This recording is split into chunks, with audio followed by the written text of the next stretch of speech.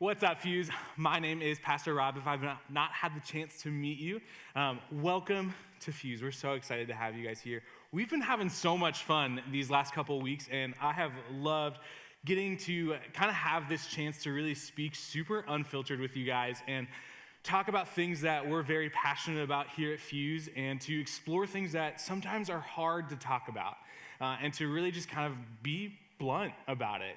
And I'm glad to say that hopefully none of you have been scared away. And in fact, it probably looks like you guys prefer that.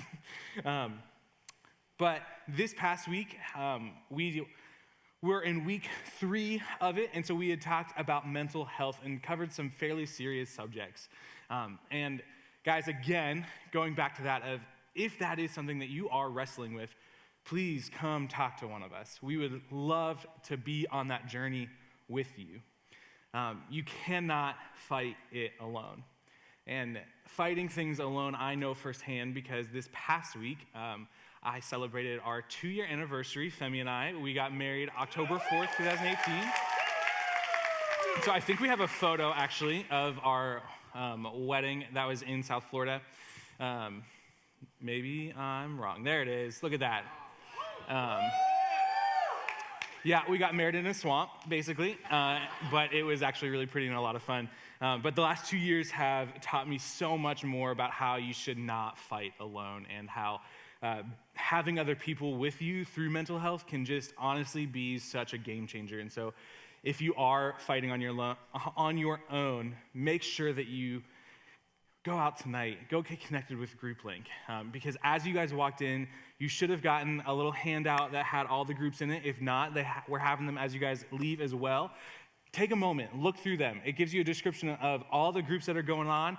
See what works for you, what's something that you're like, yeah, I think this sounds interesting. Time, place, it works. We have something for everybody. We have something going on pretty much every single night of the week. So go get plugged in with Group Link tonight, guys. And like I said, this is the last week of Unfiltered, where we started off talking about integrity and living one holistic life for God, and living one whole life for Jesus, and not letting the Tuesday us that's here at Fuse be different than the everyday us that's in class, that's at our work, and is at our homes and things like that. And then we talked about authority, and how do we operate under God's authority, and how can we start to walk in that, and how can we start to trust that and allow that to have all aspects of our lives. And then, like I said earlier, last week we talked about mental health. And so tonight might be my favorite thing, because I think it is the most important thing after coming to know Jesus that we can really wrestle through, and really kind of wrestle through the idea of who we are. And so tonight we're talking about identity. We're talking about our identity and asking the question to ourselves of, okay, who am I supposed to be? Because you see, identity, we define it in all kinds of different ways. Oftentimes, whenever somebody asks you the question of identity, you'll go through different things, and you'll start off with different characteristics or things that you do, past experiences, and often we go into things that we're good at. So we have these talents that we put up, and we put those next to the question of who I am. Oh, I'm good at this, so I do that. We have these different skill sets. We have different jobs, and we have different desires for all of us, and we have different titles, and so many of us, we put so much of our identity into those things. Some of us, we look at our finances, and we put ourselves in that of like, yes, I'm gonna make it one day. I'm gonna be well off enough that I can provide for every need I could ever want. Others of us, we put it into experiences. I just wanna go see the world, and so I can then tell my friends and family, look at all the things I've done. Look at all the places I've been to. Some of us, we like to have all this stuff. We like to be able to buy things. I mean, I'm a shopaholic. Like, I get it. I am there with you. It's so fun to get a package from Amazon and rip it open and play with the new thing, whatever it is. And so I totally get it. Others of us, we put our identity in relationships and other people and their opinions of us and what they say to be true about us. And some of us, we put it into our passions, the things that we love to do. And lastly, if we're really, really honest, some of us, we put our identity in our sin. And the fact that we can so easily see ourselves as a liar, as this fraud, as the person that is broken. We see ourselves as our sin. We put our sin in the place that God is trying to put our identity. And we put this struggle and we make it into this label of who I am. And you see, all these things, what we do with them is we let them tell us who we are. We let them inform us the question of who I am. And tonight I want to propose a different way of going about that question, where we go, God tells me who I am, so I can tell all of those things who I am. Because they don't inform me of who I am, I inform all of those things. Based out of my identity, everything else flows out. All my experiences, all the things I want to have in my life, all of my joys, all of my desires, my skills, everything, my calling, my job, my title should flow out of who I am. But for whatever reason, we've twisted it so much to where we look at everything else around us and hope that it's going to tell us who we are. There's a guy in the Old Testament. Most of you have heard his story, and his name is Samson. Most of you know the story of Samson and Delilah. But you see, Samson's story starts way earlier. It starts in Judges 13 and goes all the way to chapter 16, where you see Israel is under captivity.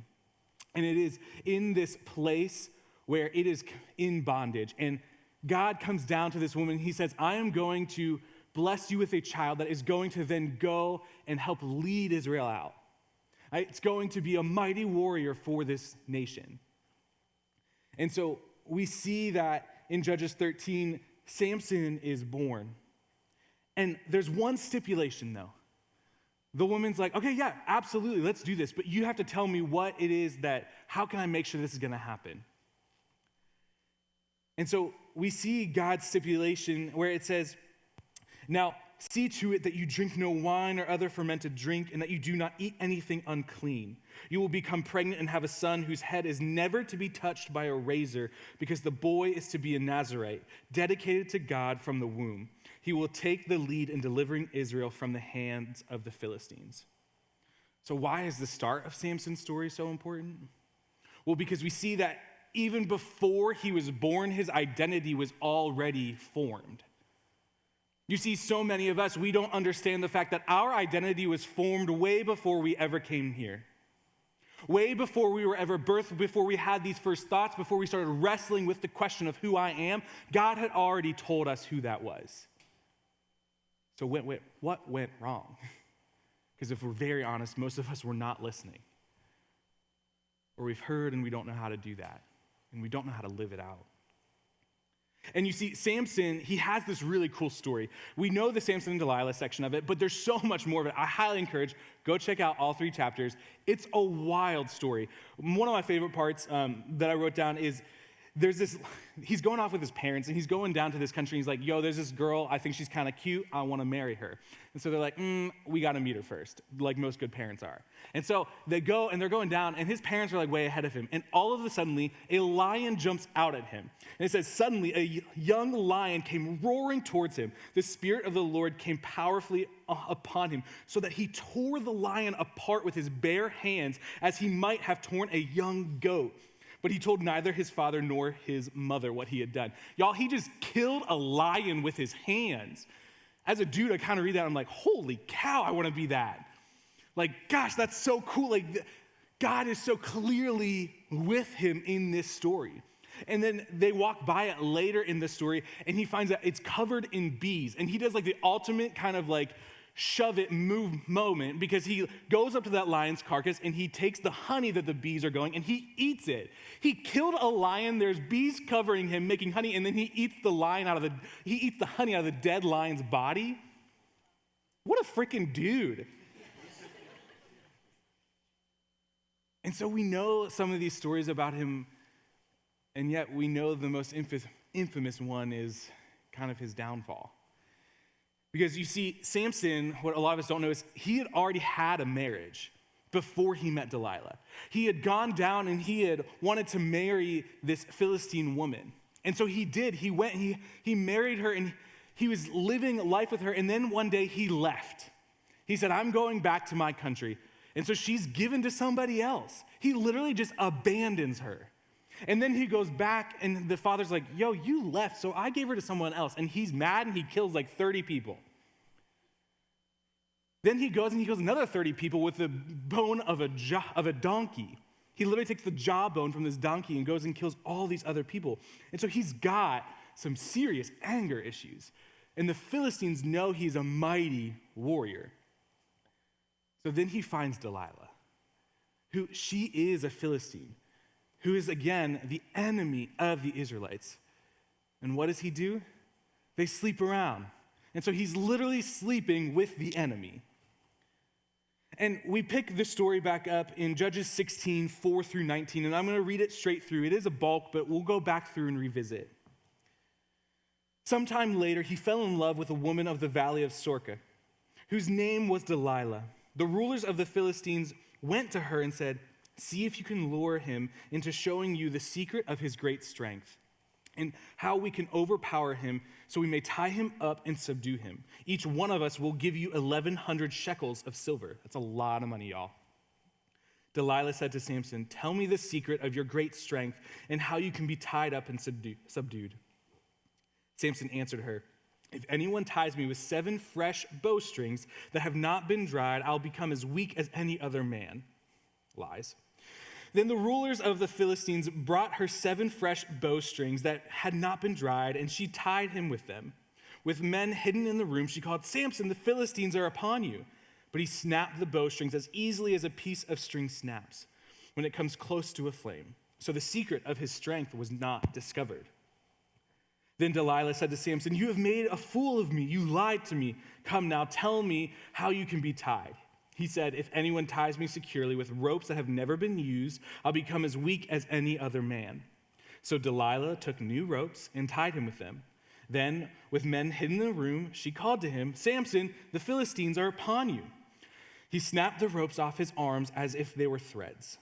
Delilah then said to Samson, all this time you've been making a fool of me and lying to me. Tell me how you can be tied. He replied again, if you weave the 7 braids of my head into the fabric on the loom and tighten it with a pin, I'll become as weak as any other man.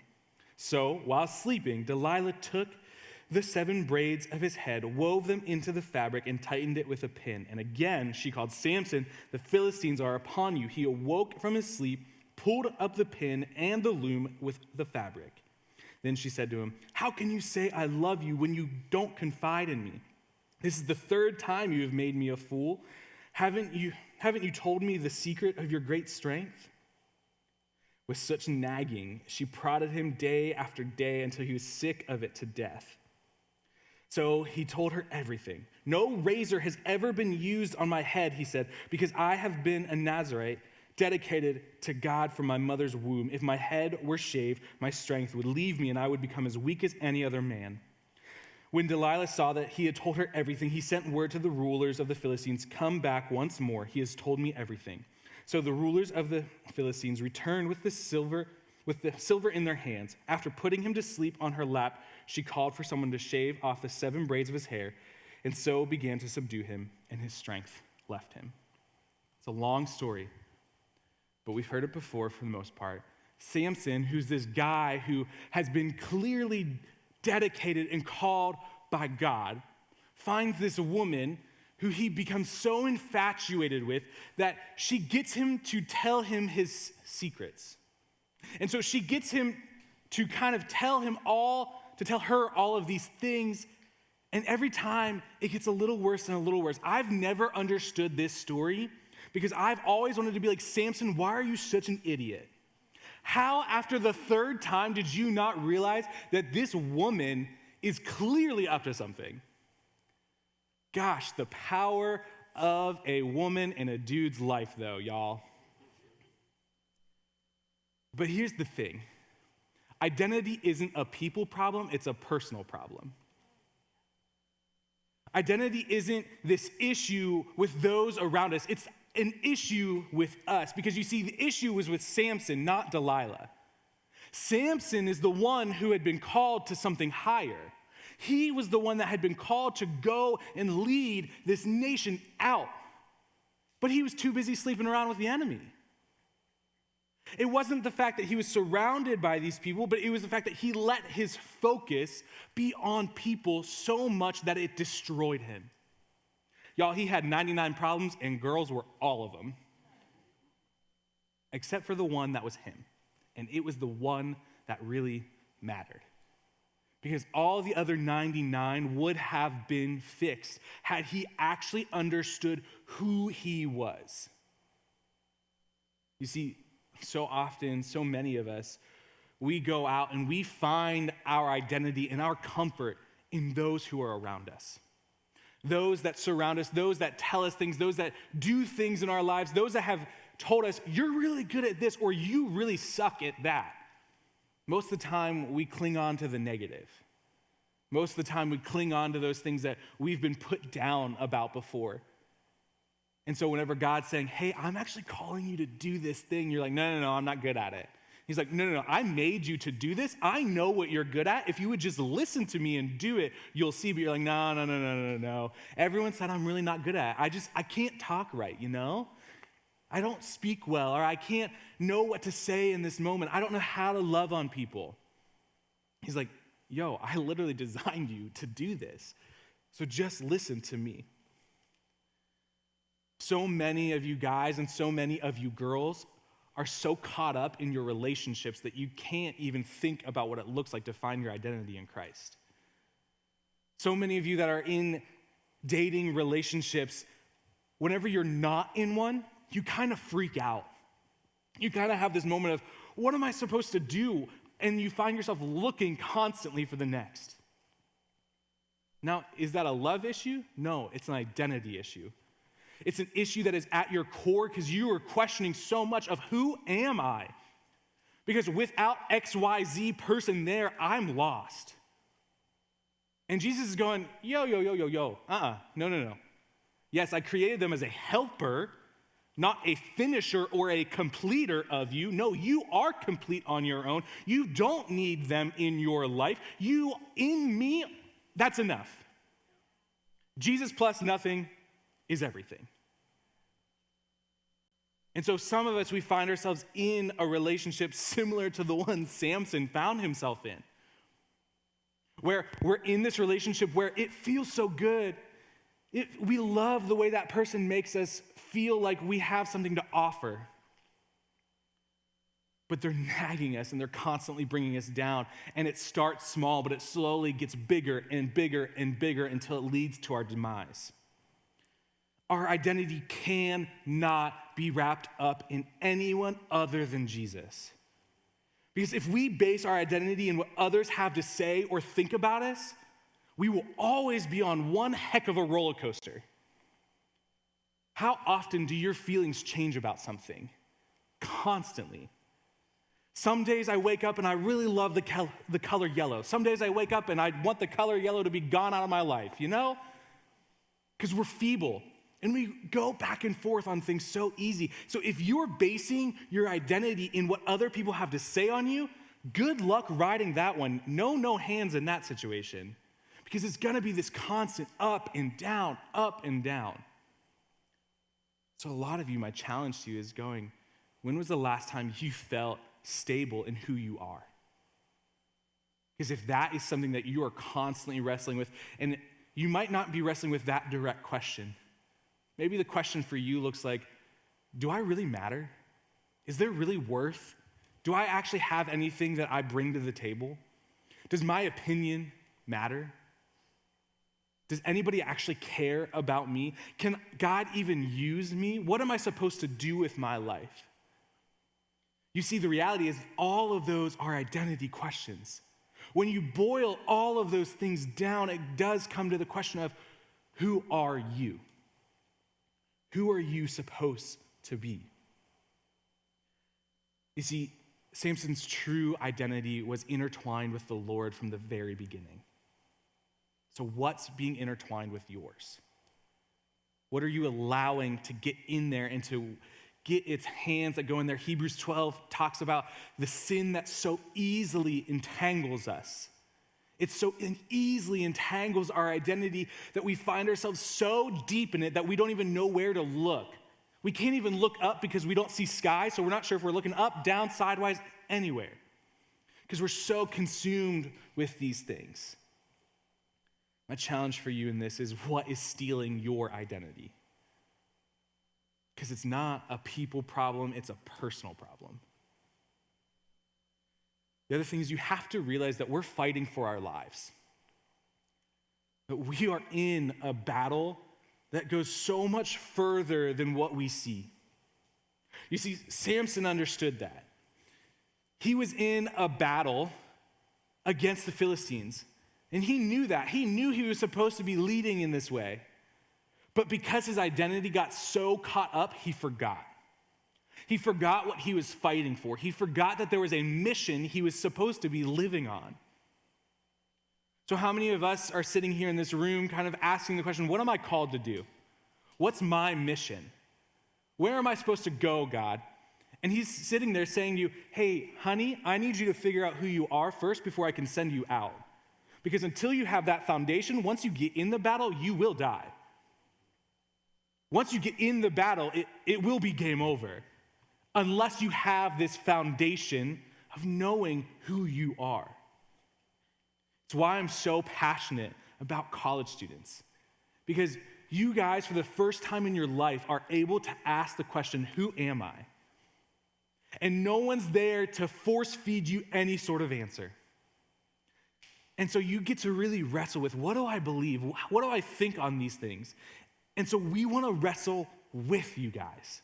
We want to be those that can come alongside you and provide you a safe place to figure out who you are. And what seems to happen, like we see with Samson, is it starts bit by bit. Because Samson didn't just come right out with it and go, okay, shave my head and then we're going to be great. You can subdue me that way. No, it wasn't this like once and big moment. It started out small by bit, small thing by small thing. And that's how sin starts to eat away at our identity too. It's just an Instagram pic. I can stare a little longer at that. I can keep doing these things. It's just me. You know, I do it when I'm alone. It's all up in my head.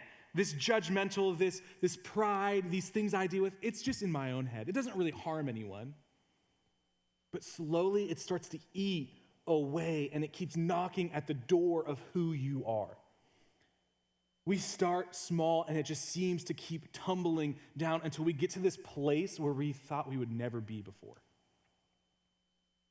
And you see that. I love how we see it in Samson's story. Because, y'all, one, he was sleeping with the enemy. How many of us have been sleeping around with our own enemies and not really willing to fight against them? Our porn addictions. How many of us are fighting addictions with alcohol or even self-image and how much we hate how we look? Again, all of these things boil down to, who are you and where are you basing your identity in it? You see, we're also born into captivity just like Samson was. We're born into the captivity of sin in our lives. And so we have to fight with all that we can against that to get back to what? The beginning where God had our identity formed before we ever entered into the battle. Because y'all, if Samson would have just simply remembered who he was in this and wasn't so caught up in everything, if he was like, I'm supposed to lead these people away from them, not be sleeping around with them, not to be so in their midst that they know who I am, they know where I'm at. I'm actually supposed to be leading a charge against them. You guys are supposed to be leading a charge against the enemy. You guys are supposed to be leading a charge here in Greenville. We have callings on our lives that slowly just get swept under the rug. The other thing that always baffles me about this story is the fact that Samson had to be such a heavy sleeper, y'all. I mean, this girl is tying him up while he's sleeping multiple times and waking him up by shouting at him, and he's waking up in a start and just busting through things. And then she goes and she actually ties his hair into a loom. I don't know if y'all have ever seen a loom, but they are massive. And so it's not like she could just get him to fall asleep next to one. No, she probably had to pick this dude up, carry his body over, put him down, and move his head into the place where she could then tie his hair into there. And he's sleeping the whole time. Man, gosh, I wish I could sleep that good. He sleeps through all of this stuff, and you see, sin does the same thing to us. We sleep to our sin. We sleep in this way that we don't even realize things are being changed in us when we let these things continuously happen. So many of us are struggling with things that we never thought we would be dealing with. And we have to look back and go, okay, how am I being this spiritual heavy sleeper? Just being shoved around. And for some of us, it's time to wake up and take back the fight. Because every time Samson woke up, the Lord filled him with his strength and he broke through. Every time until it got to the very end. And we cry out to him. Why? Because desperate times call for desperate measures, and some of us, we are in desperate times with wrestling through the question of who I am. And so I want to give you this charge of not fighting through it alone. One, calling out to him.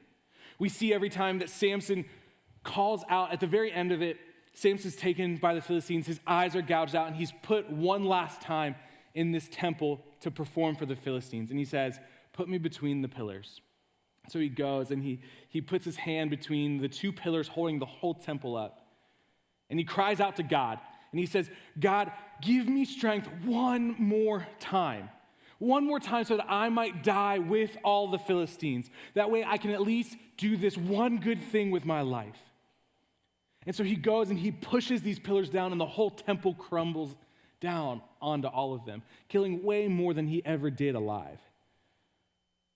You see, he got to this dark and desperate place, and he had to call out to God. How many of us are in a place that we have to call out to him and say, "God, I need a desperate measure in my life to bring me back to you, to bring me up to the person that you have always called me to be."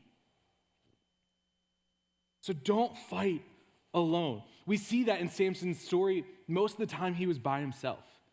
And I think that if he had had a good friend that said, "Samson, what are you doing with this Delilah chick? Do you not see that she is deceiving you over and over again?" That he would have to be pushed out and go, "Yeah, you're right, dude." But so many of us, we do have friends in our lives that are calling us out of those things and we ignore it. So are you listening to those that are around you? And are you surrounding yourselves with the right people? If not, tonight's a great night.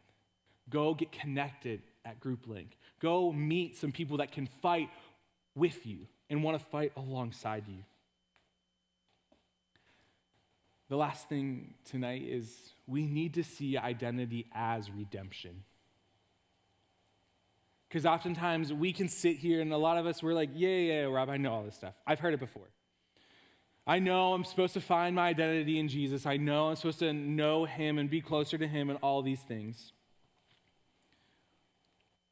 But we need to see it as a process because we can know it, but it doesn't mean we believe it and that we live it out. Because you see, Samson knew it. He had all the head knowledge. He grew up with this being spoken over him every day. You're going to lead this. You're going to be this mighty warrior. And he walked in, he knew this. But he didn't live it out. He didn't walk in it every single day. But the cool thing is that Samson was never too far gone. Even in that moment when he had given up all his secrets, he had given everything away to everybody else, and he felt like he had no other option, like he was completely spent. He still cried out to God, and God said, "Okay." And God was with him and gave him this strength for this final bit. So much of us feel that our sin has consumed so much of our identity that we don't even know where to go. We start by crying out, and we have to realize that it is a process, that identity is redemption. But what does redemption really mean? Again, it's one of these churchy words. You see, when you get a coupon, let's say, so I have a bunch of these here. We got Texas Roadhouse catered a couple weeks ago for something, and they gave us these really cool free appetizer cards. And so I was like, sick, great, free appetizer. That's going to be so good, you know? Texas Roadhouse. What's not good? The rolls, they're freaking amazing if you haven't had them. But you see this here? What's it worth? It's really worth nothing. It actually has no value. This card, it's a literal piece of paper.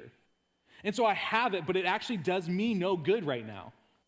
I have to go and I have to actually redeem this to get the thing in my life that I want.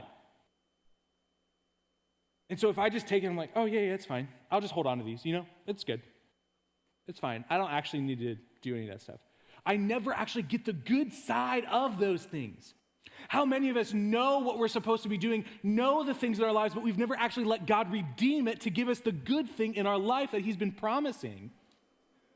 So many of us, we have things in our past that we've just been sitting on, that we've been keeping in our pocket for so long because we're so afraid of what he's going to do with it, that we've never actually given it to him to let him redeem it in us. Like we talked about a couple weeks ago, whenever we get to take our weakness and we get to stand on that very thing. How? Only by his redemption and redeeming in our lives. Because, again, this is pointless. And for a lot of us, when I ask you the question, okay, who are you? You're like, oh yeah, I know. You're like, I've got my card. It's right here. I know the answer for it. Great, so why don't you stop holding on to the dang thing and actually turn it in and let it become reality for you? Because so many of us, we have the right answers. We know what to say. We know what we're supposed to do next. My question is, the only way that you can actually redeem this is by giving it over to him. You have to give these things over to him. And we know all of this stuff. We've heard it before. Because you see, your identity, it's always been there. He's just been waiting for you to redeem it with him. He's been waiting for the chance to come into your life and say, hey, it's okay. I know that you've made some mistakes. I know that you feel like you might be too far gone. I know that you feel like you've been wrestling with these questions for so long. But you know what? I'm here.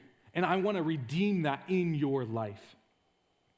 Because you may have the head knowledge of who you are, but until you redeem it with Jesus and make it heart knowledge, and it being actually a part of you, it's completely useless. I drive students nuts every week with this question of asking, who are you? And I drive them nuts because I'm never willing to give them an answer for it. Because they'll often go, well, who do you think I am? You tell me, who am I? And I flip it back to them and I go, no, first off, that's not my job. That's Jesus' job. That's between you and Jesus. Do I think I know the answer? Yeah. Why? Because he predetermined it way before we got here. He created us in his image. He created us to be his, to be loved by him. And so I drive them nuts because I'm not willing to give them the easy answer. I want to force you to actually question what it means to live that out, to take it from this thing that other people have told you that you've now applied to yourself, to go, no, I'm going to start with who I am, and I'm going to let that inform everything else about my life. Because, again, it's useless until we give it over to him. And I know that it takes trust, and it's super scary. Because for a lot of us, we've found ourselves to be comfortable here, to be comfortable in the mess that we've made around us. And it takes so much trust for us to then push it to this level where we can actually give it into his hands. But guys, we have to start seeing identity as this redemption. Because we can look at our lives, and some of us were like, Rob, cool, but I don't think I'm too far gone. I'm pretty cool with JC. My life, it's pretty good. And my challenge to you is, I'm glad, I'm really happy for you. But how much better could it be if you actually gave him everything? Because you know what? My life's pretty good right now. I love what I get to do. I love being here with you guys. I have a great wife, and I have a good life right now. But you know what? A cactus blossom really wouldn't hurt, especially if it's free. And so, guys, so many of us, we're just sitting with the ultimate free card in our pockets, and we're not willing to put it to use. And so my last challenge for you guys is that he will give you so much better than you ever gave to him. Taking whatever little you have, whatever a lot that you have, and giving it over to him. Because I truly do believe that our identity is the key to so many things. If Samson would have just stuck to his identity and who God had called him to be, how much better his life would have been. How much better will your life be the moment that you take it from this thing that you know to this thing that you use and actually apply to your life? This thing that goes from something that you have a head knowledge of, but going, no, God, I actually believe in my heart and in my soul, and I feel it that you are the one who made me. You are the one who gets to tell me who I am. And because of that, gosh, I get to live such a cool life. I can build a confidence on that will never fail, that will never be shaken. I can build a life and a foundation on you and the things you have to say that will never be gone. Gosh, some of us would kill for some stability in our lives. Where's your foundation being built? Are we building it on him? Are we building it on others? Are we building it on our own thoughts of who we are? Guys, we have an opportunity before us to seek his face. And I don't want you to leave here in a rush tonight. I don't want you to, oh, it's group link, great, I gotta go hang out with my friends. No, I want you to take time tonight and really ask God, okay, who am I? Two big questions is, okay, well, how do I figure that out? One, you have to ask God, who are you? Because if we're supposed to be rooted in him, we have to start with asking who he is. Start wrestling with, okay, God, who are you? And because of that, who does that make me? Because of who you are, who does that make me, and how can I live that out every single day? How can I live in the freedom and in the joy and the power and under the authority that you have put in me every single day? You see, guys, we don't end on identity by chance. It really is the thing that ties everything we've been talking to about Unfiltered together. It's the biggest thing that if I could preach to any college student, I'd be saying, who are you? You have to figure out who you are in Christ before you leave. Because once you get out there, gosh, it gets so much harder. The battleground gets so much crazier than you could ever imagine. So guys, take time tonight. We have our prayer team in the back as always, and I'll always be up here to talk. Go find a group, get plugged in with people, because you cannot fight this alone. Identity is at the core of everything. Bow your heads with me. Father, thank you so much for who you are. Thank you for the fact that we have the opportunity and chance to find our identity in you. The fact that you love us so much that you have decided to build us in your image. Father, that you love us so much that we can come before you boldly seeking answers to these questions that we have. That you have created us for your kingdom and for your purpose, Lord. May it light a fire under our butts to get things together, to come to you, to lay everything at your feet. Realizing that we can come so broken and so beat up that we don't know where we're going, because you will always tell us where to go next. And we can always trust that. We can always lean into that. Father, I pray that tonight would be a night where we see redemption really take place in our lives. that the things that have been burdening us, the things that have been holding us down, that we feel hold us back, actually become the things that propel us forward, that they become the things that move us closer to you, that they bring other people closer to you because of that. God, these last few weeks, you've been up to amazing things. We've seen breakthrough after breakthrough after breakthrough. God, we expect that tonight too, that you are at work here in our hearts and that you are at work in our lives each and every day. God, we're so grateful for you and we are so grateful for your Son, and it is in Jesus' precious name we pray.